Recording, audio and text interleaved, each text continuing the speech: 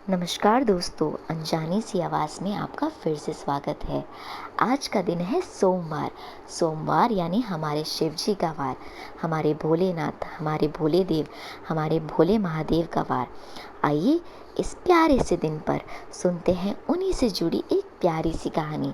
क्या आप जानते हैं कि हमारे भोले महादेव को बहुत ही प्रिय है अमरनाथ? तो इसके पीछे का रहस्य क्या है?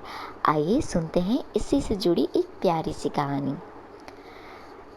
एक बार देवी पार्वती ने देवों के देव महादेव से पूछा, ऐसा क्यों है कि आप अजर अमर हैं, लेकिन मुझे हर जन्म के बाद नए स्वरूप में आकर फिर से बरसों तप के बाद आपको प्राप्त करना होता है?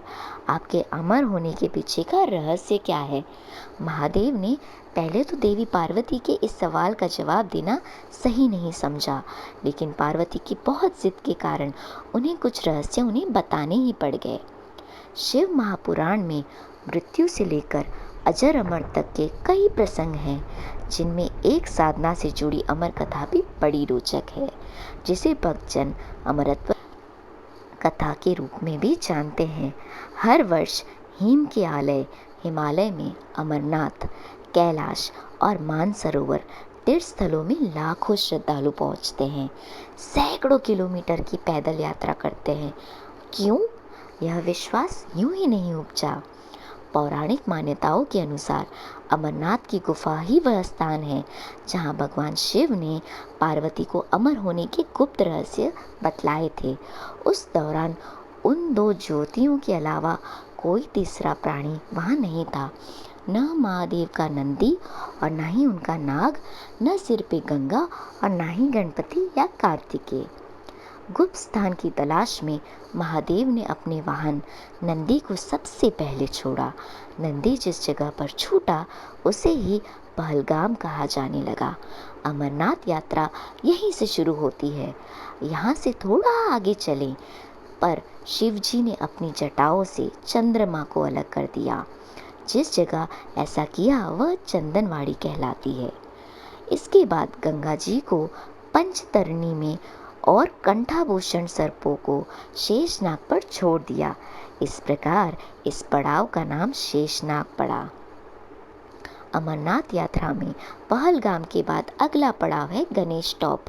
मान्यता है कि शिव ने एकांत की तलाश में इसी स्थान पर अपने पुत्र गणेश को छोड़ा था। इस जगह को महागुणा का पार्वती भी कहते हैं।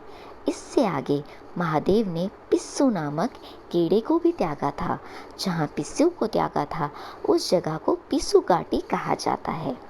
यहाँ से शुरू होती है शिव पार्वती की कथा। इस प्रकार महादेव ने अपने पीछे जीवनदायिनी पांचों तत्वों को स्वयं से अलग किया। इसके बाद पार्वती संग एक गुफा में महादेव ने प्रवेश किया। कोई तीसरा प्राणी यानी कोई व्यक्ति, पशु या पक्षी गुफा के अंदर घुसकर कथा को ना सुन सके, इसलिए उन्होंने चारों ओर अग्नि प्रज्वलित कर दी।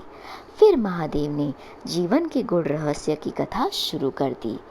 कहा जाता है कि कथा सुनते सुनते देवी पार्वती को नींद आ गई। महादेव को यह पता ही नहीं चला, वह सुनाते रहे। उस समय दो सफेद कबूतर कथा सुन रहे थे और बीच बीच में गूं गूं की आवाज निकाल रहे थे। महादेव को लगा कि पार्वती सुन रही हैं। दोनों कबूतर सुनते रहे। कथा समाप्त होने पर महादेव का ध्यान पार्वती पर गया तो उन्हें पता चला कि वे तो सो रही हैं, तो कथा सुन कौन रहा था। उनकी दृष्टि तब उन दोनों कबूतर पर पड़ी तो महादेव को क्रोध आ गया। वहीं कबूतर का जोड़ा उनके शरण में आ गया और बोला, भगवान, हमने आपसे अमर कथा सुनी है। यदि आप हमें मार देंगे तो यह कथा झूठी हो जाएगी।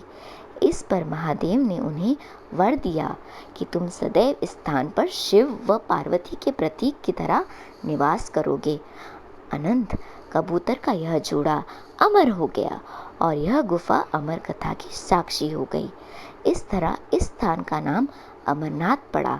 मान्यता है कि आज भी इन 2 कबूतरों के दर्शन भक्तों को होते हैं। यहाँ हर वर्ष इन्हीं दिनों निर्मित होने वाला शिवलिंग किसी आश्चर्य से कम नहीं।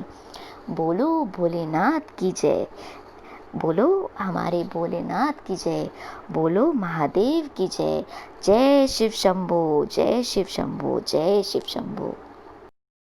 अगर आपको मेरी ये महादेव से जुड़ी बहुत ही प्यारी कहानी पसंद आई हो तो प्लीज़ मेरे वीडियो को लाइक कर दें और ऐसी ही प्यारी प्यारी कहानियाँ सुनने के लिए मेरे चैनल को ज़रूर सब्सक्राइब करें और सब्सक्राइब के बाजू में जो बेल आइकन है उसे भी ज़रूर दबाएं ताकि आप हमेशा नोटिफिकेशन पाएँ जब भी मैं कोई नया वीडियो डालूँ।